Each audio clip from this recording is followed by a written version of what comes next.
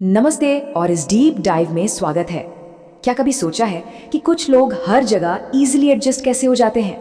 आज हम एक ऐसी दुनिया में कदम रखने वाले हैं जहां हर छोटी सी इंटरैक्शन एक गहरा कनेक्शन बन सकती है।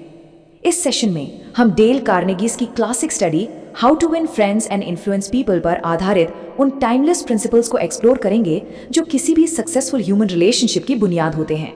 ये कोई मामूली टेक्स्ट बुक जानकारी नहीं है, बल्कि एक मास्टर कम्युनिकेटर बनने का पूरा ब्लूप्रिंट है। लेकिन आगे बढ़ने से पहले एक बहुत ही डीप सवाल यहाँ सामने आता है। क्या लोग सच में हमारी बातें ध्यान से सुनते हैं या उतनी रिस्पेक्ट देते हैं जितनी उम्मीद होती है? अक्सर सभी को कभी न कभी ये लगता है कि उनकी बात अनसुनी रह गई या दूसरों पर वो पॉजिटिव इम्पैक्ट नहीं पड़ा जो पढ़ना चाहिए था। एक कमाल की रिसर्च बताती है कि टेक्निकल फील्ड्स में भी सक्सेस 85% ह्यूमन इंजीनियरिंग और कम्युनिकेशन पर डिपेंड करती है, सिर्फ टेक्निकल नॉलेज पर नहीं। इसीलिए ये मुद्दा और भी जरूरी हो जाता है। तो चलिए इस गोल्डन रूल पिरामिड के रोड मैप को देखते हैं।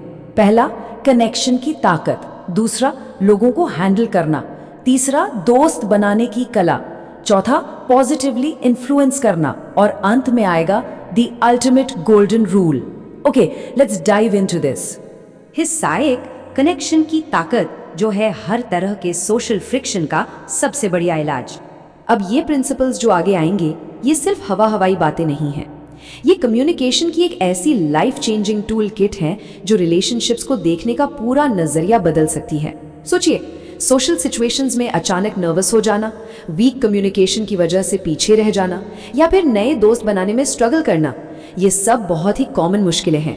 क्यों? क्योंकि इंसान कोई लॉजिक पर चलने वाली मशीन नहीं है। हम सब इमोशन से भरे हुए लोग हैं।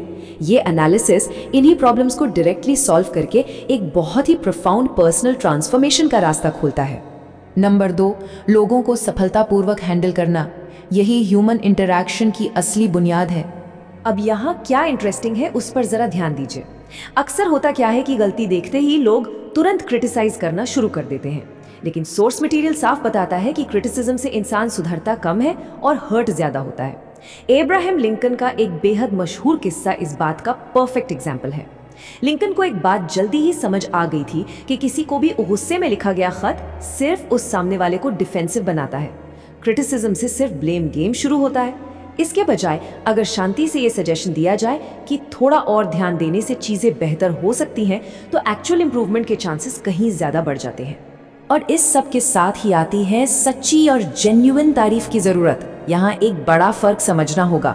फेक प्रेज या झूठी तारीफ, जिसे चापलूसी कहते हैं, उसका कोई फायदा नहीं। लोग आजकल बहुत स्मार्ट हैं, वो दिखावे को जल्दी पकड़ लेते हैं, लेकिन सच्ची तारीफ सीधे दिल से निकलती है और बिल्कुल निस्वार्थ होती है। जब भी कोई सच्ची एप्रिसिएशन देता है तो वो इंस्टेंटली एक जेन्युइन कनेक्शन बिल्ड करता है। सच तो ये है कि हर इंसान नेचुरली इसी असली एप्रिसिएशन का भूखा होता है। एक और बेहद पावरफुल कॉन्सेप्ट यहाँ पर है अराउजिंग डिजायर। ह्यूमन नेचर है कि लोग प्राइमरी तौर पर अपने खुद के फायदे के हिसाब से सोचते हैं। इसलिए अगर किसी को इन्फ्लुएंस करना है तो सिर्फ जिद करने से काम नहीं बनेगा। अपनी रिक्वेस्ट को सामने वाले के फायदे के साथ जोड़ना पड़ता है। इसको समझने के लिए स्ट्रॉबेरीज इन क्रीम का लॉजिक बड़ा कमाल का है। एक इंसान को खाने में स्ट्रॉबेरीज और क्रीम कितनी ही पसंद क्यों ना हो, लेकिन जब वो मछली पकड़ने जाता है तो कांटे में कीड़ा ही लगाता है ना, क्योंकि मछली को वही पसंद है। ठीक वैसे ही दूसरों से बात करते वक्त उनकी चाहतों पर फोकस करना जरूरी है। नंबर 3, दोस्त बनाने की कला। ये हमारे पिरामिड का मिडिल हिस्सा बनाती है। ये पूरा सेक्शन इस बारे में है कि नए और स्ट्रॉन्ग बॉन्ड्स कैसे फॉर्म किए जाते हैं। ये कुछ बेहद आसान लेकिन पावरफुल एक्शंस हैं जो इंस्टेंट कनेक्शन बनाते हैं। सबसे पहला, एक जेन्युइन स्माइल देना। ये एकदम फ्री है, लेकिन किसी को भी इंस्टेंटली फ्रेंडली और अट्रैक्टिव बना सकती है। एक कुत्ते का उदाहरण लीजिए। एक डॉगी अकेला ऐसा जानवर है जिसे जिंदा रहने के लिए काम नहीं करना पड़ता, क्योंकि वो सिर्फ लोगों को देखकर जेन्युइनली खुश होने से ही सबका फेवरेट बन जाता है। एक इंसान की सच्ची स्माइल भी ठीक यही जादू करती है। इसके साथ ही नाम याद रखना, एक एक्टिव लिसनर बनना और दूसरों के स्पेसिफिक इंटरेस्ट्स पर बात करना, ये सब रिलेशनशिप्स को स्ट्रॉन्ग करने के फास्ट ट्रैक तरीके हैं। और इन सभी तरीकों में नंबर 1 पर क्या आता है? एक इंसान के लिए सबसे प्यारा और सबसे इम्पोर्टेंट साउंड उसका अपना नाम होता है। जब बातचीत के दौरान दूसरे इंसान का नाम याद रखा जाए और उसे बुलाया जाए तो ये कनेक्शन बनाने का एक मैजिकल टूल बन जाता है।